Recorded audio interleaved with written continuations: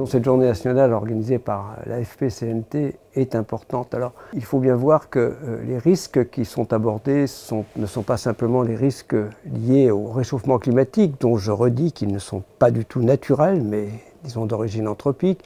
Il y a aussi les risques industriels, il y a aussi les risques plus géophysiques, tremblements de terre ou dans certains dom-toms, les risques liés au volcanisme, par exemple. Donc ça couvre tous ces risques multiples et le risque est quelquefois inévitable, mais disons les conséquences du risque peuvent être largement disons limitées si justement on a cet esprit de résilience. Et c'est ça qui est en cause. Ces risques vont s'amplifier.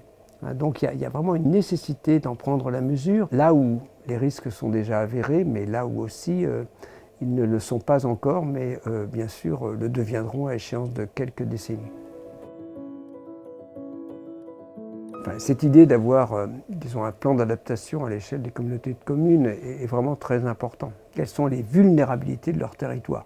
Je pense que c'est indispensable et ça c'est relativement récent. Il faut avoir une vraie vision du risque, une vraie culture du risque au niveau d'un maire, d'une communauté de communes. Généralement, il y a un responsable climat dans chaque communauté de communes maintenant, c'est relativement récent. Mais la difficulté pour ces personnes, c'est de mobiliser l'ensemble du conseil municipal. C'est pas si simple de convaincre, voilà. Donc ça s'est mis en place. Comment fait-on pour que cette culture du risque finalement irrigue l'ensemble d'un conseil municipal et pas simplement une ou deux personnes dans ce conseil? Il y en a beaucoup qui sont sceptiques. Ils pensent que les conséquences du réchauffement climatique, ce sera chez les autres, pas chez eux.